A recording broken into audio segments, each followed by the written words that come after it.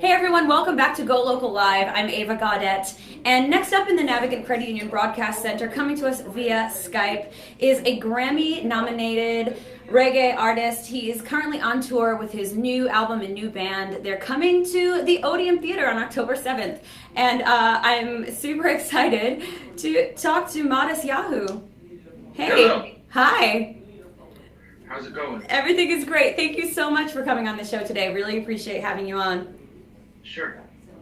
So let's go back. I want to just talk briefly about sort of how you came into the industry. I think most people remember you, you're this reggae artist, but at the time, your appearance, you're Hasidic and you had the long beard, and it kind of culturally seemed like a juxtaposition. So tell us a little bit about your musical inspiration and your kind of background musically, where you got to be this amazing reggae artist. So I became interested. My parents weren't really religious, and I was introduced to reggae music from my cousins from Barbados. And they would come up in the summer, I'd listen to their music, and I loved music. I became really interested in music. But I didn't really know how to find my voice yet. And I started listening to Bob Marley, and that really piqued my interest in the crossover between Jamaican culture and reggae music and the Old Testament. It made me sort of piqued my interest in my own kind of culture, and it sent me kind of to Israel and on a sort of whole journey through the religion and Judaism. And I was had brought, like I guess, a bit of a different context to the Old Testament and using it as coming from a Jewish perspective. Since then, I've just been pretty much touring and playing shows, a lot of shows every year, and making music and trying to develop. And got a new record out now called Undercurrent, and we're just about to be on tour here. Yeah, I know. We're excited. You're coming here to Rhode Island. You're going to be performing at the Odeon, which is a great venue here. Have you come to Rhode Island before? You've been touring for a long time. Have you been to Rhode Island? I've certainly been to Providence before. Yeah. I think I've been to some other places. It gets a little unclear. Yeah. Rhode Island's cool. It's small, but we got some cool things going on. We're definitely happy to have you. So yeah, talk to us a little bit about this new album, where you've come creatively to this new record, Undercurrent. I know that you had a lot of your inspiration based on your spirituality. Is that still a main theme of your writing, or are you including some other sort of concepts here?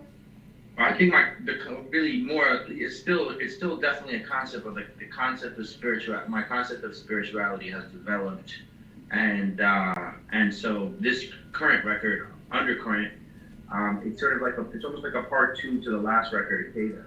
I feel like these two sort of time periods of my life are really, really connected, and I made some big changes in the course of them, and they're reflective of them. So the life experiences I have, whether you want to call them spiritual, but the lessons you learn, the philosophy that you adopt as you kind of go through life as it develops and changes, we as an artist, I get to sort of record that process.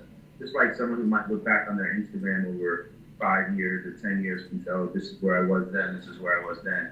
So spirituality might not necessarily look exactly the same as it did to me in my earlier songs, but it's still definitely a central point of who I am as an artist. Yeah, and I don't mean to keep bringing it back to this, but obviously your look when you first kind of broke out into the industry was a very identifiable factor to who you were. But about 5 or 6 years ago, you made the decision to sort of shave off the beard, and some would say you're almost, unrecognizable, or you were. So it was sort of a big deal, I bet, to your fan base. What was the decision to make that sort of visual change to your look?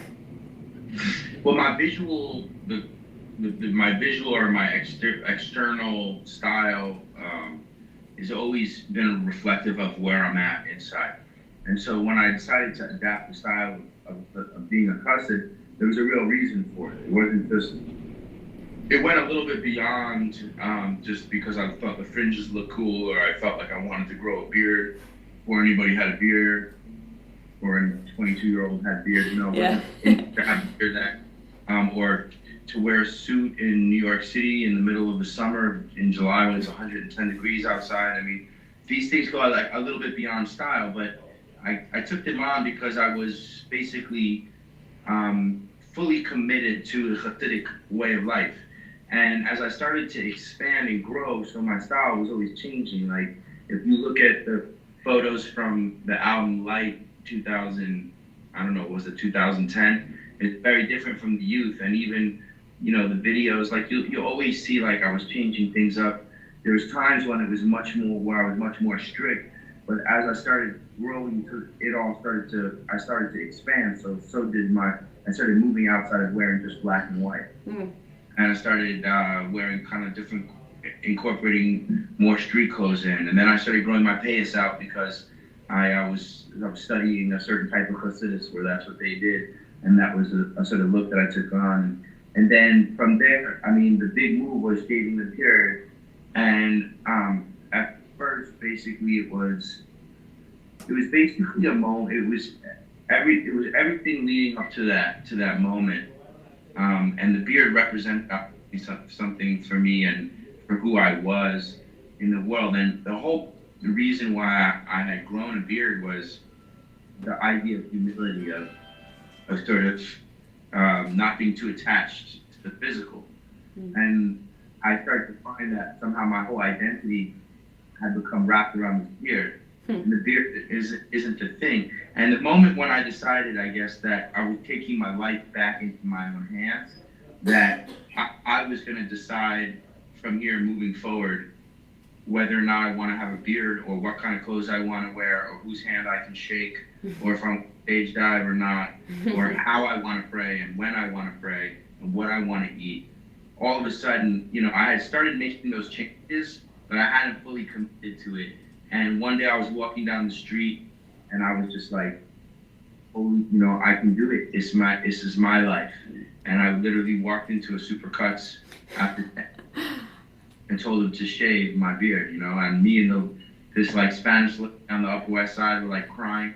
Experience. And but you know, at the end of the day, it's really the same lesson that I came out with, and the fans that understand the music and who I am, they got that. Yeah. Which is, don't judge a book by its cover. Like, here's a Hasidic guy doing reggae music. Things aren't always what you expect, and that goes true on the same way on the flip side. Yeah, I mean, I understand that, and I feel like your fan base especially understood that. They kind of, you know, embraced you for who you were as an artist and as a person. You were, I mean, literally wearing your religious beliefs on your sleeve, and they accepted you for who you were. Did your fan base have a reaction to that? Or did they sort of say, cool, this is what you're doing now? Well, what it did was it kind of like cultivated my fan base and weeded out people that were interested in me because of who I am or what I represent to them versus who I actually am and what I actually represent. And so the fans sort of came to my fans or sort of were patient and eventually understanding, and those that really weren't fans were just, you know, kind of surface fans. Yeah. I'm sure they must have gone away. Yeah, well, which is a great thing. It's a great act of freedom. It's in the idea of shaving, like shaving the beard. It's the same idea. It's like cutting away all the excess. And when you go to play a show as an artist, as someone who's an artist, you want the people who are at the show to be fans. And what that means is not just fan of a song or fan of a beard or fan of a guy who makes a religion cool or something. It means people that want to come on the musical journey with you. Right. And so in some ways, like, okay, it could potentially mean from a business perspective, it seems crazy, like you can't do it, you might lose fans, you might lose ticket sales or CD sales or something. But at the end of the day, it's a real sense of of freedom and sacrifice, and that was what the record Akeda means, sacrifices. Abraham sacrificing, going up the mountain in his final test with his son, sacrificing him everything that he's known, and that's exactly what it is. That's what that represents. That's what it represented to me, and that's what growing the beard represented to me in the first place. Yeah, and I think a lot of artists really do want that freedom to be able to reinvent themselves creatively and artistically, and that's exactly, it seems like, where you were. And it's not even a matter of want. Like, if you're an artist, you're gonna be who you are. Right. And if you have fans, they're gonna either come along for the ride or they're not. You know. But that's where, when you start getting paid for your art, you start walking a very fine line in terms of your own sense of who you are and what you're doing. But at the end of the day, if you're true to yourself and true to your art and you're really an artist, then you never think of the fans. You don't think of the fans. You think of you're too wrapped up in yourself, right? And who you are and what you are. And you do what you do, and then you try to explain it to the fans. And ideally, you can explain it through the music. And the real fans, they get it through the art. They don't need you to explain it to them. You know what I mean? But it's good, and then they're the fans that just want to hear, they want to understand it. So to them, you explain it. And then they're the ones that want to judge before they hear the music or an explanation. And to those people, you want to say, peace out. Right. Right, exactly. Because you don't want those people around anyway. They're going to put pressure on you to not be an artist, and they're the ones that are going to say, oh, he's not being true to himself, or this record isn't real, it's not what we knew, it's not that. And at the end of the day, those are the people that are going to put the pressure on you to not be an artist. Yeah, because creatively, you're going to be where you are, and you can't always be. Yeah, the definition of an artist is someone who's changing, who's evolving, who's they're like transparent. Like, when they're going through something, you see it. You know, they're not hiding it. They're not faking it. Yeah, and it seems like on this current tour, you're making some more kind of artistic transformations. It seems like this tour is a little bit more focused on the band unit, not necessarily as much as you as a solo artist. Tell us a little bit about the band, the music. What can we hear? Are we going to hear more beatboxing, improvising? What can we expect?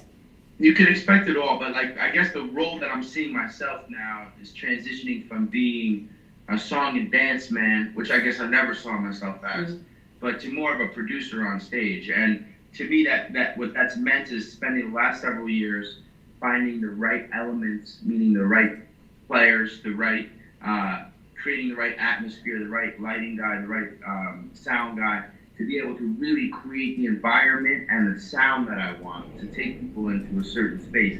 And basically, I want to try to step out of the way as much as possible and allow for that space to happen. And then when I can put myself into it, I do, and I sort of steer the ship or help guide and lead the music where I want it to go. And I do that we do it through improvisation, I do it through beatboxing, and then I always am tying in the songs, the lyrics, and the melodies and the songs that people know. And we dip into all types of different genres. We love playing roots, reggae, and dub, and love playing the happy tempo, inspiring hit type songs, more pop songs, and then we get into some really dirty hip hop stuff, and all of that a lot of it is improvised, and it weaves in and out between the songs. So it's kind of an experience. It sounds awesome. You're also kind of known for having an uplifting message. Is that still prevalent? Because I feel like we kind of need uplifting messages these days. Absolutely, and I mean, the goal for me is always to try to create a certain kind of space or feeling or vibe that when people leave the show or turn off my music, they're left with something meaningful. Yeah. And a lot of times that might not always come across. It might not always mean something that's uplifting, meaning a happy song. Sometimes it's something which could be dark or sad, but that's what people might relate to, that aspect that might make them feel less alone. But ideally, the goal is always to leave people feeling lifted. That's the goal. Well, it sounds really amazing. I'm a big fan of yours. Thank you again for coming on this show. Matisyahu, he's going to be at the Greenwich Odeum on October 7th. I hope y'all can check him out. And once again, thank you so much for